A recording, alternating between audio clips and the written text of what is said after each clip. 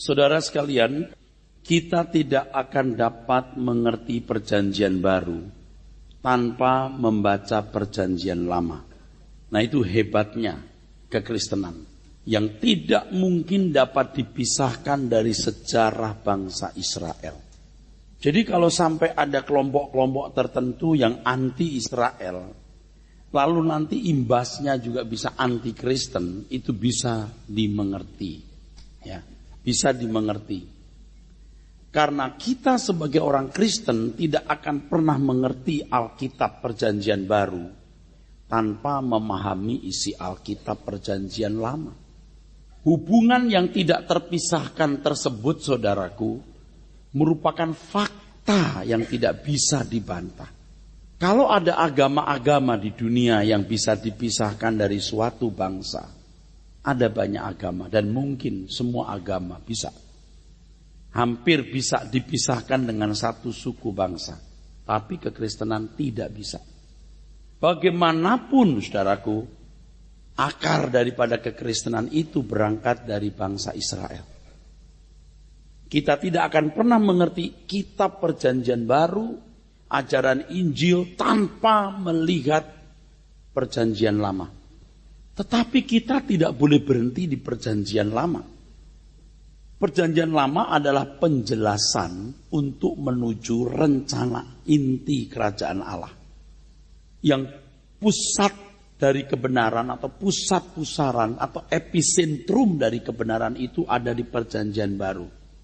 Jadi saudaraku sekalian, kalau seseorang berhenti di Perjanjian Lama, ia tidak akan pernah mengenal keselamatan dalam Tuhan Yesus Kristus, walaupun ia memegang Alkitab dan mengaku ajarannya berasal dari Alkitab.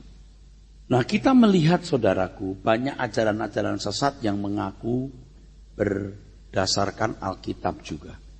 Tapi masalahnya adalah bagaimana cara dia memandang Alkitab, itu kan. Nah, dewasa ini yang paling memprihatinkan adalah ketika seorang pembicara menggunakan ayat-ayat Perjanjian Lama tanpa memverifikasi dengan Injil, lalu menjadikan ayat-ayat Perjanjian Lama dan kisah-kisah Perjanjian Lama sebagai tolak ukur dari kebenaran yang dikenakan. Standar hidup umat Perjanjian Lama atau bangsa Israel bukan standar kita, saudaraku. Perjanjian Lama itu penjelasan untuk menuju rencana inti kerajaan Allah. Oleh sebab itu, saudaraku sekalian, kita harus cerdas untuk membaca Alkitab.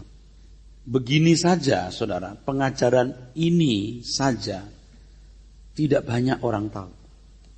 Bahkan yang lebih memperhatinkan kalau ada seorang pembicara Kristen yang tidak mengerti hal ini.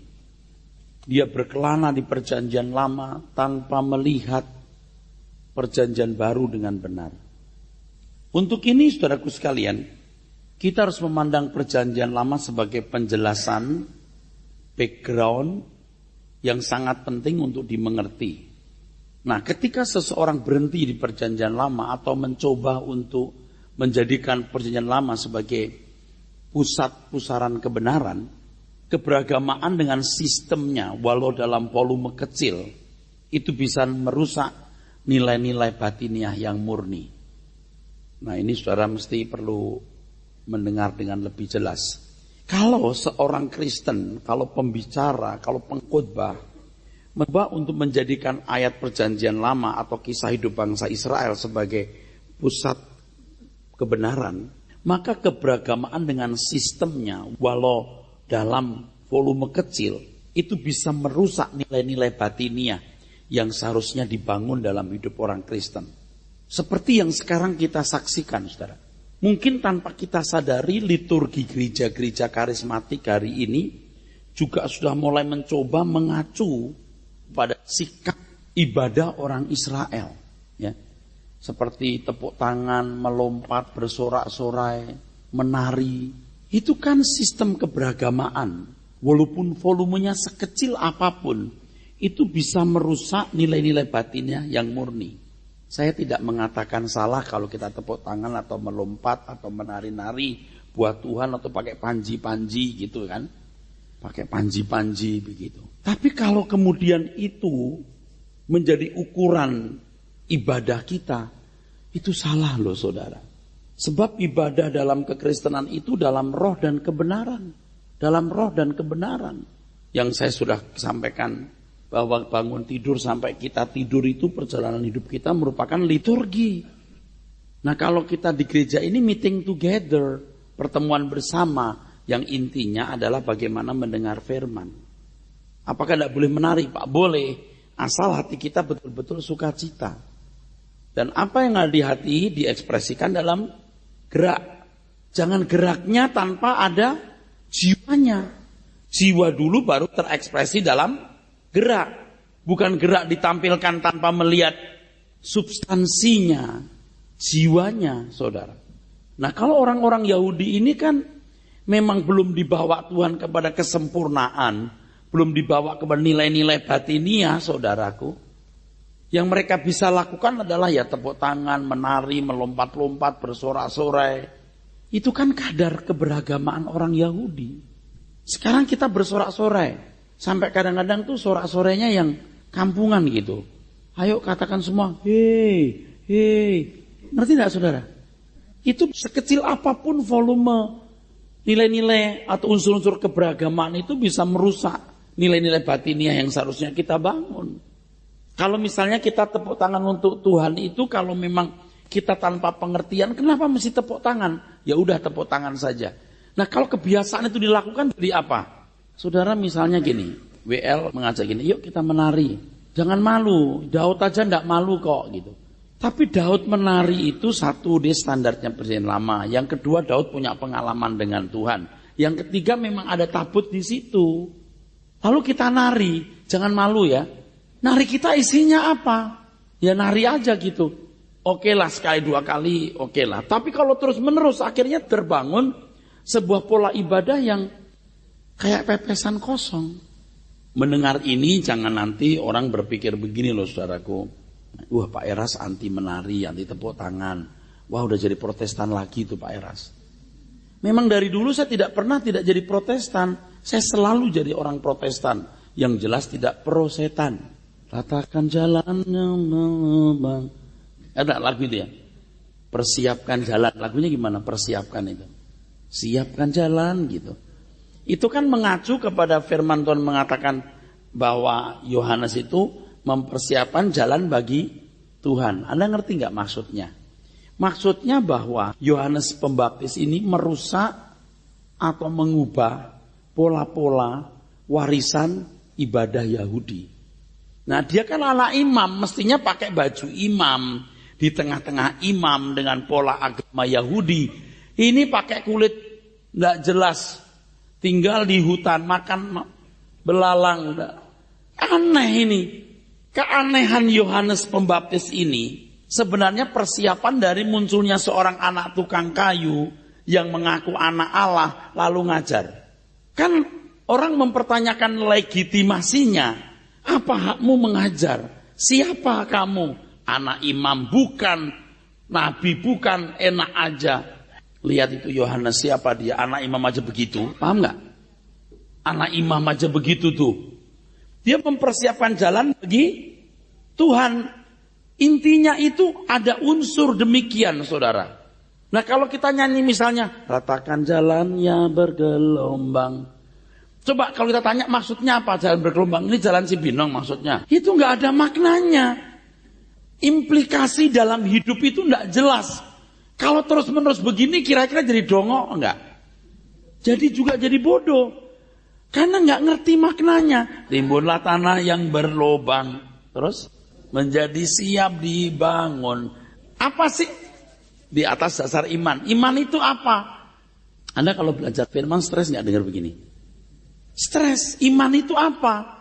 Kalau kita belajar iman ya perlu pertemuan beberapa kali kan saudara. Ada iman keyakinan, ada persetujuan akali, ada ketaatan kepada kehendak Allah.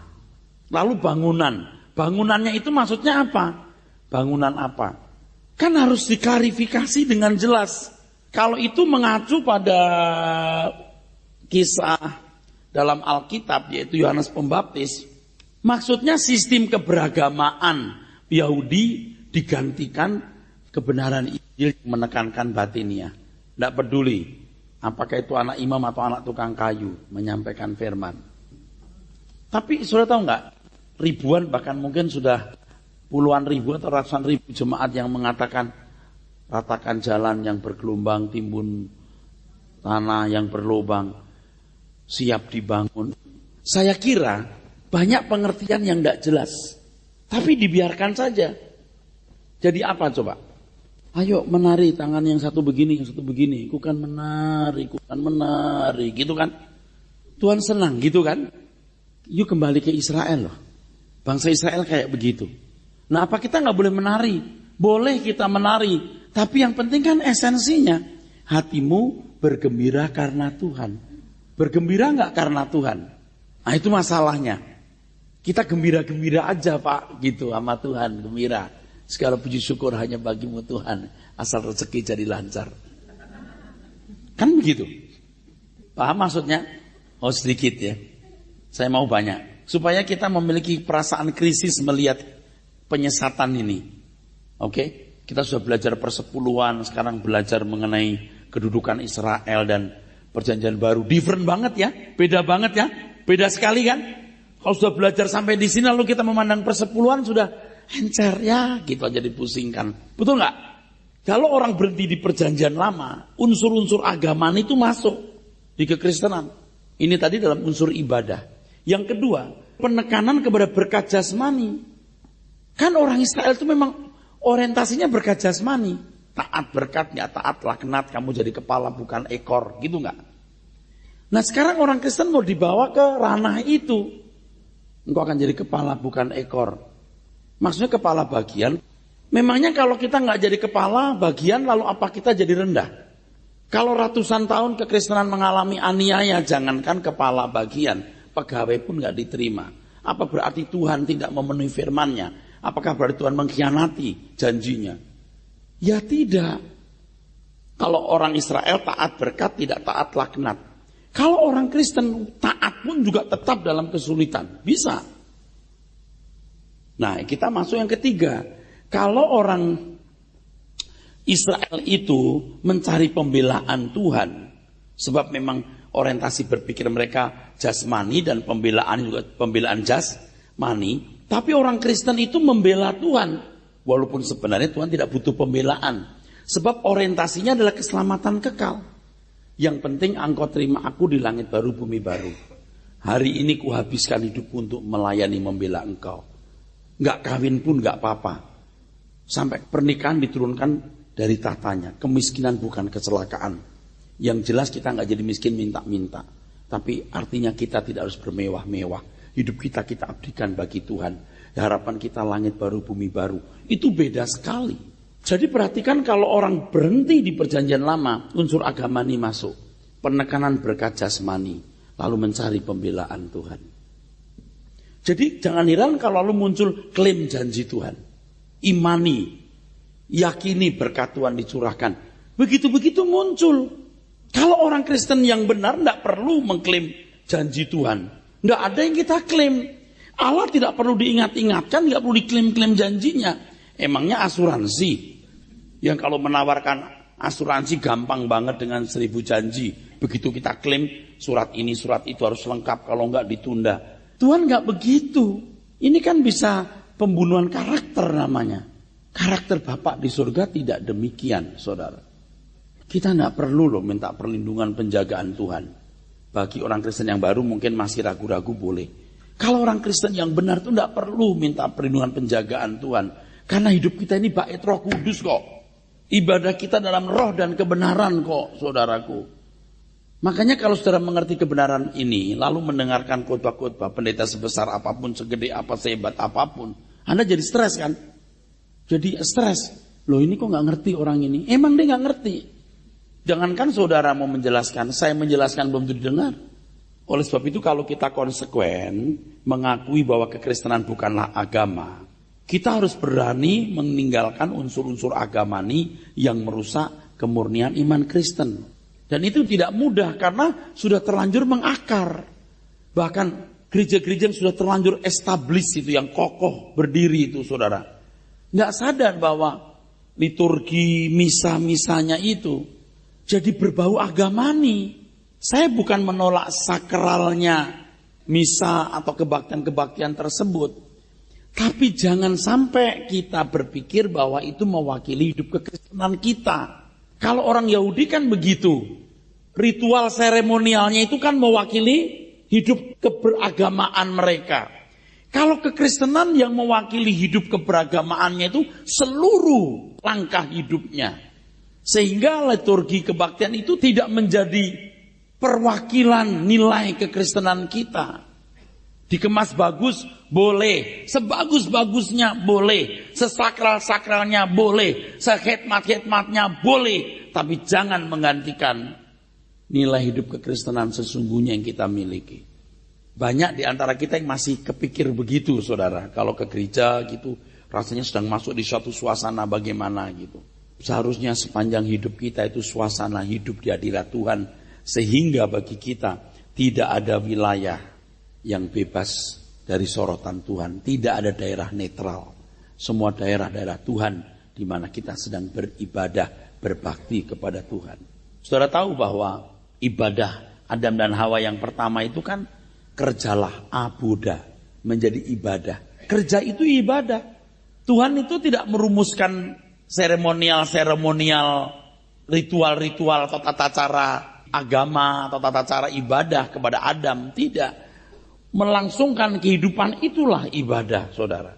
Nah, kalau kemudian Allah memilih bangsa Israel sebagai umat pilihan yang menyimpan pusaka pengenalan akan Allah, Tuhan kan memahami pola berpikir bangsa Israel yang primitif, yang budayanya tidak beda dengan bangsa-bangsa di sekitarnya. Dan Allah membawa diri begitu rupa untuk bisa diterima dan dimengerti oleh mereka. Dan hebatnya saudara, tata cara ibadah atau hukim yang dimiliki orang Yahudi ini ternyata menjadi nubuat terhadap korban Tuhan Yesus di kayu salib. Korban domba dan lain sebagainya itu mengarah ke situ. Nah, untuk itu hal pertama yang harus kita lakukan guna kembali kepada kemurnian Injil, saudaraku sekalian. Kita tidak boleh memandang kehidupan bangsa Israel sebagai standar hidup. Nggak boleh. Nggak boleh. Nah, kalau kita belajar dari bangsa itu bagaimana Allah setia, bagaimana Allah memelihara, amin saja deh. Amin. Tapi jangan menjadikan kehidupan bangsa Israel sebagai standar hidup orang percaya. Kita harus memandang perjanjian lama dengan benar. Kita harus memperlakukan kitab perjanjian lama sepantasnya atau pada proporsinya. Berulang-ulang saya mengatakan, kalau kita membaca ayat-ayat perjanjian lama, kita harus melihat konteksnya. Ide, pandangan teologi kita tidak boleh didasarkan pada 2 ayat, 3 ayat, bahkan seluruh paragraf suatu pasal di perjanjian lama. Tidak boleh. Harus lihat konteksnya, latar belakangnya. Kapan itu kitab ditulis, untuk siapa, dalam rangka apa. Seperti ayat-ayat yang sekarang sedang laku keras. Usahakanlah kesejahteraan bagi kota. Tahu nggak? Lagi rame loh itu. Di mana-mana lagi rame itu. Dan saya mendengar baik di TV maupun lewat SMS. Pokoknya rame aja. Usahakan kesejahteraan bagi kota. Lalu yang dilakukan adalah memberikan nasi bungkus tiap beberapa bulan sekali. Terus memberikan mereka pekerjaan. Ada yang begitu, saudaraku. Itu konteksnya harus dilihat dengan benar. Harus dilihat dengan benar. Jadi ketika orang-orang Yahudi itu disebar atau dibuang dimanapun mereka berada, kamu harus mengusahakan kesejahteraan bagi kota di mana engkau berada. Kenapa? Saudara tahu nggak? Orang Yahudi itu kesukuannya luar biasa, kesombongan atau keangkuhan nasionalismenya luar biasa. Tuhan menasihati mereka supaya mereka jangan menjadi orang-orang yang tertindas karena kesalahan mereka. Nah, kalau orang Kristen itu menjadi saksi yang mengiring orang ke langit baru, bumi baru. Amin. Itu tidak cukup kasih nasi bungkus pagi, tidak cukup kasih makan atau kerjaan. Jelas lebih dari itu. Yang jelas setiap individu anak Tuhan memancarkan terang. Itu yang jelas. Jangan menggantikan pancaran terang hidup kita dengan nasi bungkus. Nangkep saudara? Itu lebih mudah. Masalah kita kumpulkan duit, kita beri makan 5.000 orang nasi bungkus. Nanti yang dibesarkan nama gereja dan pendeta. Siapa sih pendetanya? Erastus hebat, bisa kasih makan 5.000 orang. Bukan tidak setuju, boleh. Tapi jangan sampai bergeser. Kesejahteraan yang dimaksud itu apa? Jangan sampai orang bodoh berpikir seolah-olah hidup ini bisa sejahtera. Dunia ini nggak bisa sejahtera. Sejahtera orang itu pada kebenaran Tuhan dan damai sejahtera di dalam Roh Kudus. Tapi mereka nggak bisa, Pak. Oke, maka jadi terang dan garam. Yang kemudian sebagai impactnya kasih nasi goreng, boleh kasih nasi bungkus, kasih kerjaan, iya, nggak apa-apa. Tapi yang utama bagaimana hidupmu menjadi mulia. Mulia bukan hanya baik. Dan kemuliaan dari kelakuan hidupmu membuat orang menemukan Tuhan di dalam dirimu. Itu tidak bisa diganti begini, Pak. Ayo saya mau bikin kesejahteraan baik kota, saudara. Kita butuh uang sekitar 300 juta untuk memberikan makan tiap Jumat atau tiap Sabtu untuk orang-orang. Ayo kasih kirim duit ya, semua kirim duit. Dia mengusahakan kesejahteraan, lalu merasa puas dengan uang yang diberikan itu. Kalau orang kaya kasih uang 2-3 juta kecil, bahkan 20-30 juta atau 3 juta, tidak masalah. Yang sulit ketika kau berikan hatimu. Kau menyangkal hidupmu. Dunia bukan rumahmu. Kau harus sempurna seperti Kristus. Semua digerakkan menjadi pelita-pelita di tengah-tengah dunia yang gelap. Itu yang benar. Orang Yahudi itu kan dibuang. Tahu dibuang ya? Namanya diaspora. Dibuang ke berbagai tempat. Tuhan menasehati, usahakan kesejahteraan baik kota. Orang Yahudi itu di mana-mana terkenal kaya. Hari ini di Sydney, di New York ada klaster-klaster Yahudi. Bicara soal klaster Yahudi, Anda lihat itu orang-orang kaya di situ. Rumahnya mewah-mewah. Kalau di Sydney itu Anda kalau pernah ke Sydney, itu dekat klaster Yahudi. Itu dekat dengan klaster Yahudi. Saya ditunjukkan ini Pak, klaster-klaster Yahudi. Wah, mewah-mewah. Usahakan kesejahteraan bagi kota. You tidak boleh egois. Kamu harus ikut menciptakan kesejahteraan di kota di mana engkau kubuang. Itu kan firman Tuhan. Itu nggak sama dengan orang Kristen yang ayo kita kasih kerjaan ya. Saudara-saudara sekalian yang punya perusahaan coba buka lowongan kerja saat nanti dimasukkan ya. Nanti kita mau kasih kerjaan tetangga-tetangga kita yang beragama lain. Terus orang kampung sebelah itu juga banyak pengangguran. Bukan nggak boleh. Bukan nggak boleh. Lakukan itu. Bagus. Tapi Tuhan mengendaki Anda jadi terang dan garam dunia. Artinya dimanapun Anda berada, Anda memancarkan kemuliaan Kristus. Sebab orang yang mengenal Tuhan itu, cirinya jadi mulia. Kalau Anda cuma jadi baik, Anda belum menemukan Tuhan. Dimanapun Anda berada, Anda memancarkan terang Kristus. Kehidupan yang mulia. Kalau orang Yahudi tidak perlu mulia, duitnya saja you bagi. Paham nggak? You usahakan kesejahteraan kota fisik. Tapi kamu, terangmu membuat kota yang terletak di atas gunung kelihatan. Artinya Yerusalem baru bisa kelihatan. Beda nggak? Beda tipis ya. Anda jangan bilang Pak Eras kritik itu yang kasih makan orang-orang miskin. Saya nggak kritik. Lakukan yang terbaik. Tapi itu dampak dari sikap hati kita yang sudah lurus. Kalau cuman begini, ayo kita kumpulkan duit ya saudara-saudara sekalian. Untuk kasih makan, untuk tiap Jumat kita menampung orang-orang yang tidak punya pekerjaan untuk bisa makan siang. Nanti bantu duit ya, setiap orang kasih berapa? 10 juta, 50. Isi banget. Jangan sampai nanti jadi bias. Artinya yang mesti dituju tidak dituju. Yang dituju kita mengerti firman. Kita berkelakuan seperti Tuhan Yesus. Sehingga kota yang terletak di atas gunung akan kelihatan. Saya ulangi ya, saya tidak mengatakan salah memberi makan tiap hari Jumat orang yang gak bisa makan. Bukan salah memberikan lowongan kerjaan, bukan salah. Maksudnya saya mengajarkan saudara untuk jadi berkat dalam segala aspek.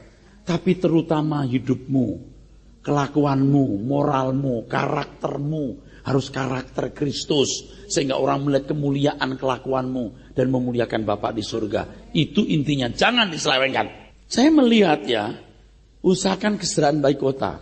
Dipromosikan juga lewat TV ya.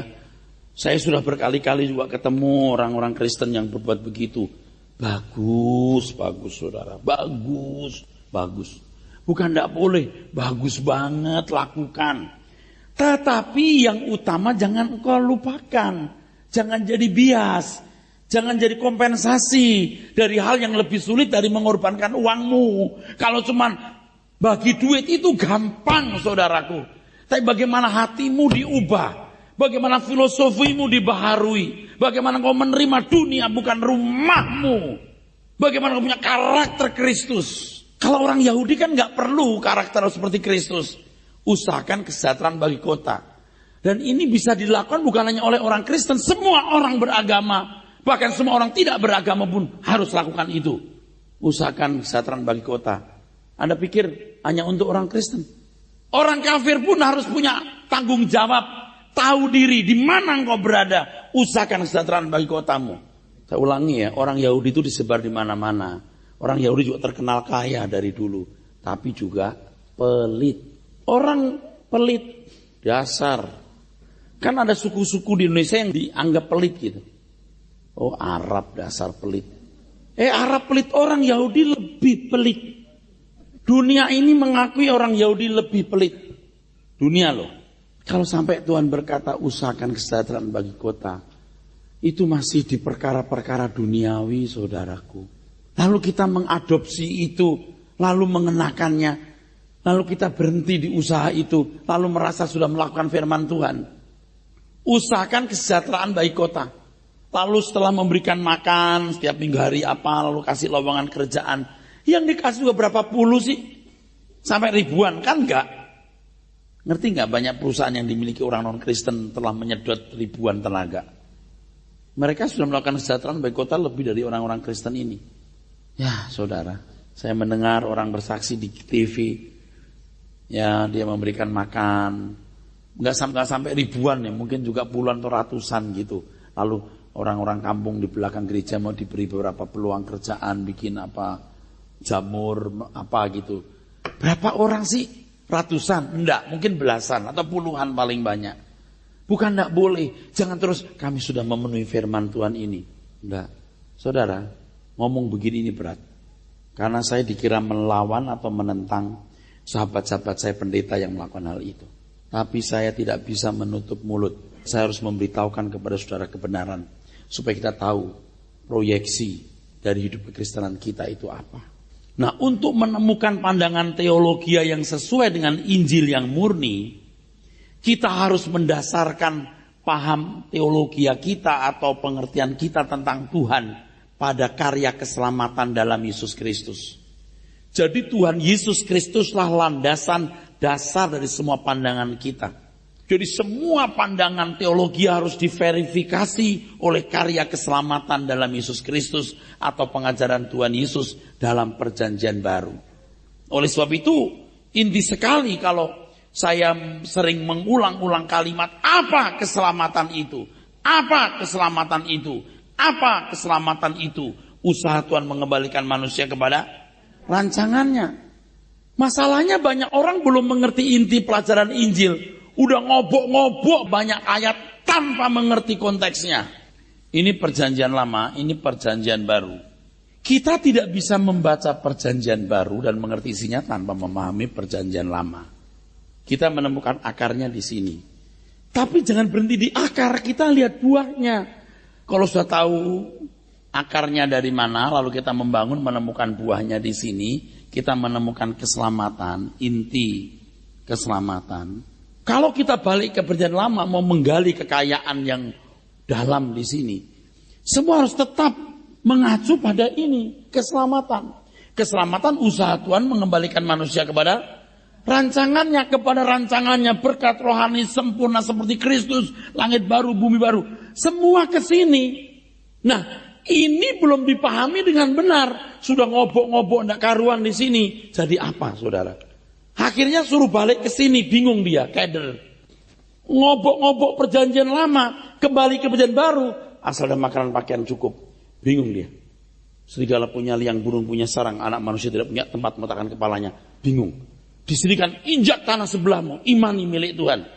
Di sini dunia bukan rumahmu. Bingung dia. Tapi pasti tidak akan menyoroti ayat-ayat begitu.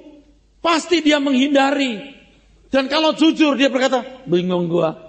Di sini sudah belajar kalau kamu imani janji Tuhan, tanah perjanjian yang Tuhan berikan, tanah yang kamu injak menjadi milikmu. Kan begitu kata Tuhan kepada Yosua. Lalu diikuti oleh orang Kristen. Tanah yang kamu injak, kamu iman menjadi milikmu. Lalu ketemu di sini ayat, dunia bukan rumahmu. Udah gak ketemu. Lalu nanti paling-paling begini, ya tapi kita kan masih di dunia. Lalu apa? Ngomong lagi kalau bisa. Gak akan bisa. Tapi kita kalau sudah berpusat pada kebenaran, kita mau lihat perjanjian lama, kita tahu. Tapi kalau kita mengatakan tanah yang kau injak jadi milikmu, itu tanah Kanaan. Itu bukan Condet, Tangerang. Itu bukan Alam Sutra atau TBSD. Itu Kanaan. Kanaan. You tidak bisa mensejarkan Kanaan dengan Pondok Indah atau Permata Hijau. Nah akhirnya sembarangan jadi anarki. Dia injak tanah jadi milik. Sekarang anak ibu boleh injak tanah sebelahmu. Pak Tuhan mengatakan jangan mengingini milik sesamamu. Udah jadi rusak dunia kita. Tapi orang Israel Pak itu milik sesama. Tidak. Itu dijanjikan Allah kepada Abraham. Allah sebagai pemilik langit dan bumi. Dan Allah berkata Abraham kuberikan tanah itu. Saya bisa lawan Tuhan. Tapi juga tanah sebelah saya bisa lawan Tuhan. Tuhan beda. Kanaan dengan tanah sebelah beda. Ternyata tanah sebelah milik majelis gereja juga. Gimana? Tapi Pak, ada loh Pak, diimani, dikelilingi jadi milik. Bisa. Enggak usah begitu. Orang kafir enggak usah pakai keliling Tuhan begini, saya mau beli itu. Bisa beli kok. Orang kafir enggak pakai keliling-keliling, enggak pakai injek-injek. Dia Tuhan bilang begini, gua mau beli tanah itu. Bisa. Dia mikir terus, pengen cari duit. Jadi, enggak usah pakai injek-injekan. Pengusaha-pengusaha hebat lewat jalan lalu berkata, aku mau beli di wilayah sini. Coba kamu tanya, ini punya siapa tanah ini? Karena harapan enggak jelas. Dia nunjuk jadi. Dia nunjuk. Rasanya saya senang nih punya rumah di sini. Cocok nih. Coba. Tunggu deh. Berapa bulan kemudian pasti jual. Langsung beli. Dia nunjuk. Waduh hebat ya imannya. Allahnya hebat. Hebat Allahnya. Uangnya banyak. Atau dengan segala cara. Saya percaya ada mujizat-mujizat yang bisa terjadi. Saya percaya. Tiba-tiba sebelah rumah butuh duit. Jual murah atau ya deh ibu beli deh dengan uang berapapun atau sebagian saya kasih. Bisa, uang gak mungkin. Tapi itu kan hal-hal yang insidentil dan khusus. Gak mesti harus begitu saudaraku.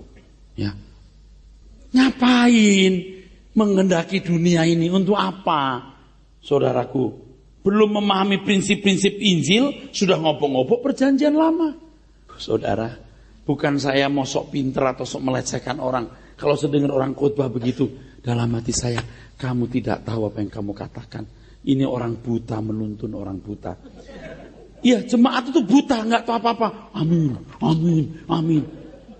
You nggak bisa main pungut ayat perjanjian lama lu. Ini firman Tuhan. Aduh, saudara. Bahkan ayat-ayat yang kelihatannya alkitabiah. Jika kamu berdoa untuk bangsa ini, kamu menyatukan hati, gitu kan? Wah. Aku akan mendengarnya. Itu untuk Yehuda. Indonesia belum tentu. Bisa ya, bisa tidak. Cenderung tidak malah. Bahkan di perjanjian baru pun konteks juga harus dengan tertib loh. Konteks. Misalnya. Kalau 2 orang sepakat minta dalam namaku, aku akan mengabulkan. 2 orang bisa kita keroyok aja 4 orang sekalian. Pak, konteksnya dibaca ya. Konteksnya begini konteksnya. Konteksnya begini konteksnya. Kalau ada orang salah, kamu tegur 4 mata. 4 mata dia tidak mau mengerti panggil saksi beberapa orang. Dia tidak mau mengerti bawa ke tengah-tengah jemaat. Tidak mau ngerti. Kalau kamu sepakat berdoa, khususnya dalam kasus ini. Kalau orang ditegur tidak bisa cari saksi. Saksi masih nggak mau dengar bawa ke jemaat. Masih nggak mau bawa kepada Tuhan. Tuhan mengabulkan. Mengabulkan di situ Pak. Artinya dia akan menunjukkan kesalahannya. Itu aja orang hari ini banyak nggak tahu loh. Saya juga baru tahu soalnya. Tapi dulu saya nggak pakai ayat itu loh. Saya cuma mikir, kenapa ya Tuhan bisa dikeroyok ya? Dari dulu saya mikir, kenapa Tuhan bisa dikeroyok ya? Tapi setelah saya selidiki, ternyata ini bukan keroyokan. Ternyata ini soal kalau ada orang punya masalah, ditegur nggak mau tahu, pakai saksi nggak mau tahu, bawa masalah ini ke tengah Jumat, masih nggak mau tahu, doakan. Tuhan akan bertindak. Itu maksudnya. Nah sekarang ayo kita gandengan tangan. Dalam nama Yesus bersama-sama. Kita keroyok Tuhan rame-rame. Saya kan baru menyampaikan seminar di Di satu tempat mengenai itu doa orang benar. Kan itu ayat yang dipakai itu, doa orang benar. Bila yakin didoakan, dikabulkan. Elia dengan Agus itu beda. Lalu apanya yang sama? Kenapa taruh di situ? Kita bedah. Alkitab itu mengagumkan, saudara. Mengagumkan sekali. Nah, perjanjian baru aja harus dilihat konteksnya. Perjanjian baru ini, apalagi perjanjian lama yang ditulis ribuan tahun sebelum zaman Tuhan Yesus ada. Apalagi jika diukur dengan zaman kita, waduh, 3.000 tahun lalu, 3.500 tahun yang lalu, waduh, nggak bisa main pungut lalu diartikan suka-suka. Nah, saudara melihat kesalahan memahami Alkitab ini akan menjerumuskan seseorang kepada kehidupan Kristiani yang palsu. Sebab seakan-akan dengan mengalaskan hidup pada ayat-ayat yang harafiah, kita jadi umat Tuhan. Akhirnya orang-orang seperti ini tidak masuk kepada Injil sepenuh. Injil yang murni itu apa? Anda akan bisa mengerti. Kita harus berani keluar dari tradisi yang selama ini dianggap sejajar dengan kewibawaan Alkitab. Misalnya begini. Ini sudah contoh lebih ekstrim. Jemaat mula-mula. Kan kita sering begini, mari kita kembali ke jemaat mula-mula. Gitu ya. Kayaknya bener gitu. Jemaat mula-mula itu jemaat yang baru. Tidak setangguh jemaat berikutnya. Memang urapan Roh Kudus. Ya Anda kan tahu kan kalau orang Kristen baru bagaimana menggeloranya. Ini gereja baru bagaimana menggeloranya. Sebab pentahbisannya saja pakai api dari langit, betul? Pentahbisan gereja mula-mula itu rontok itu. Bergetar itu gedung itu. Lidah-lidah api turun. Itu kan pengesahan gereja. Dan jangan harap itu bakal balik lagi. Tapi orang-orang Kristen sekarang kan begini. Saudara, kita akan doa 10 hari. Doa menantikan Roh Kudus. Om udah datang dulu. Paham gak? Lalu kualitas jemaat mula-mula itu bukan kualitas yang terbaik. Tuhan mengatakan yang terkemudian terdahulu, yang terdahulu terkemudian. Jemaat akhir zaman itu justru menghadapi tantangan yang hebat dari dunia ini. Tapi kokoh dalam integritas kesucian. Itu di Lukas pasal 18 Anda menemukan yang digambarkan janda itu loh. Yang menghadapi hakim yang tidak takut Tuhan dan tidak perlu siapapun. Tapi dengan integritas yang tinggi, dia tetap pada iman, keyakinan dan ketaatannya kepada Tuhan. Memang jemaat mula-mula mengalami aniaya yang hebat. Dan banyak karya-karya besar yang terjadi. Petrus jalan, bayangannya kena orang-orang sembuh. Bukan saya tidak percaya mujizat. Kalau kita mau kembali ke zaman itu, rumah sakit tutup. Sekarang juga siapa yang sanggup? Siapa yang sanggup, saudara, menjadi orang sehebat ini? Kalau Petrus sanggup seperti itu, ingat yang dihadapi waktu itu. Orang Yahudi yang bengis. Tentara Romawi yang kejam. Tidak membuka celah orang jadi sombong atau jadi jatuh. Misalnya kalau zaman sekarang sampai bayangannya buat orang sembuh. Langsung loh jadi ketua sinode. Sinode ada 10 gereja yang digabung. Paham gak saudara? Sanggup gak kira-kira? Tapi zaman itu gak ada sinode. Dikejar-kejar mau dibunuh. Dan Tuhan pun seakan-akan tidak menolong. Sampai dia dipancung. Juga Tuhan seolah gak menolong. Coba kebanggaannya apa? Orang bilang kita kembali ke gereja mula-mula. Maksudnya apa? Gereja mula-mula yang bagaimana? Justru ketika Tuhan seperti tidak melakukan satu tindakan yang nyata. Orang punya iman tetap teguh, itu pilihan. Ada tahu nggak sejarah kisah Rasul itu? Paling lama sampai tahun berapa? 50, 40, cuman 10-15 tahun. Atau paling lama 20 tahun. Setelah itu gereja mengalami aniaya. Seolah-olah Tuhan sembunyi. Orang Kristen menderita luar biasa. Seolah Tuhan tidak peduli dengan keadaan orang Kristen. Kalau sudah begitu saudara, coba di mana kekuasaan Tuhan dinyatakan? Kita lihat sauplik gitu, kisah Rasul. Yuk kita kembali ke situ. Saya mau tanya, pernahkah Anda menemukan gereja seperti kisah para Rasul? Nggak akan pernah. Semua harta dijual lalu dimiliki bersama. Coba kalau ada yang begini hari ini, rusak nggak kira-kira? Yuk harta kita jual, kita miliki bersama. Banyak orang rusak, nggak mau kerja nggak sini? Iya, nggak mau, dulunya sekolahnya nggak bener, sekarang juga maunya makan enak, nggak kerja bagus. Lalu harta dimiliki bersama, rusak hari ini. Tuh kembali ke situ. Beda dengan situasi di mana mereka cuma sekelompok kecil dapat tekanan hebat dari segala pihak. Mereka bisa menjadi keluarga. Beda dengan hari ini. Kembali ke gereja mula-mula itu mananya? Yang mana? Apanya? Itu pun konteksnya harus luar biasa. Kita perhatikan apalagi perjanjian lama, saudaraku sekalian. Nah sekarang ini kita telah terlalu jauh masuk ke dalam kesalahan. Sampai kehilangan arah. Sampai Injil yang murni itu jadi pudar, saudaraku. Sebab orang juga lihat Alkitab, katanya Alkitab, saudara. Tapi tidak melihat murninya Injil, tidak membedah seperti ini, saudara.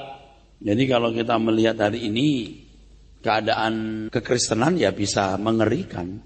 Lalu kalau kita ngomong begini, orang berkata, ya Erastus kayak lu yang benar sendiri. Bro, saya tidak mengatakan saya benar sendiri, saya frustasi bro. Yang saya tahu tuh begini kebenaran, tapi yang kita lihat itu nggak begini. Lalu kita mau bilang apa, bro? Sudah mengerti kan? Saya tidak bermaksud mau melukai orang kan? Kalau sudah begini kan orang bisa nggak ke gereja, tahu nggak? Udah tahu begini lalu mendengar pendeta khutbah yang nggak sesuai kebenaran, orang bisa nggak ke gereja loh. Ya, nah akibatnya kalau mendengar CD khutbah ini kan kemana-mana nih saudara. Wah iya, logik, nggak bisa dilawan. Saya kira nggak bisa dilawan. Ini mah logis dan argumentatif. Tapi kalau sudah mendengar begini, saya takutnya orang nggak mau gereja lagi. Padahal saya juga sebenarnya tidak mengharapkan sampai terjadi begitu, saudara. Nah, saudaraku sekalian, jika kita sudah terlalu lama ya hidup dengan pola yang salah, akhirnya, saudaraku, kita tidak bisa masuk dalam kebenaran yang murni. Seperti di Lukas 5 ayat 39. Tuhan Yesus berkata, dan tidak seorang pun yang telah minum anggur tua ingin minum anggur yang baru, sebab ia akan berkata anggur yang tua itu baik. Bapak Ibu ngerti enggak? Saya sudah ketemu dan Anda pasti ketemu orang-orang tua kita yang sudah jadi Kristen lama. Jadi Kristen lama sejak muda gitu. Bagaimana pola pikir keagamaan mereka. Begitu kental gitu. Kalau sama pendeta Domini, hormat banget gitu. Tahu maksudnya? Bukan enggak boleh hormat, you harus hormat kepada semua orang. Apalagi berrohaniwan. Terus pendeta itu kayak setengah dewa. Terus gimana lah gitu. Saya diperlakukan begitu udah sering kan. Terus semua serba liturgi gitu. Coba denger yang begini. Ini liar banget kayaknya. Kayak agama baru gitu. Padahal kita tuh kembali kepada konteks Injil yang benar. Karena anggur lama itu enak. Nah di sini saya mau menunjukkan betapa sulitnya mengubah gaya hidup keberagamaan. Nah setan itu membiarkan terus ini salah, berlama-lama salah. Sampai gak bisa diubah. Makanya kenapa kita harus kerja keras. Lewat CD, lewat literatur, ayo kita kerja sebelum kebablasan. Tapi di sini semua telanjang. Kebenaran itu begini. Nurani Anda jadi hidup. Nah satu kebenaran yang saya mesti sampaikan suatu hari. Bahwa pikiran yang diolah melahirkan nurani yang tajam. Itu benar. Dulu kita gak pernah mikir bahwa nurani itu ditentukan oleh kecerdasan pikiran. Kecerdasan pikiran mengenal kebenaran itu menentukan kualitas nurani. Jadi betapa sulitnya. Keberagamaan ini saudaraku sekalian dikasih. Dan sifat-sifat keberagamaannya ini harus mulai digantikan dengan kekristenan. Sifat-sifat agama pada umumnya yang memiliki ritual, tata cara ibadah yang baku, hukum-hukum yang legalistik dan formil, peran tokoh agama yang menentukan kualitas umat, tokoh-tokoh yang dianggap sebagai wakil Tuhan, harus semua dibubarkan. Peta berpikirnya harus diubah. Dengan peta berpikir yang diubah sebagai umat pilihan, Anda bisa mengerti betapa bedanya kekristenan dengan keberagamaan, khususnya orang Yahudi. Betapa jauh lebih tinggi nilai kehidupan umat pilihan Allah, yaitu orang percaya dengan orang Israel. Tuhan berkati.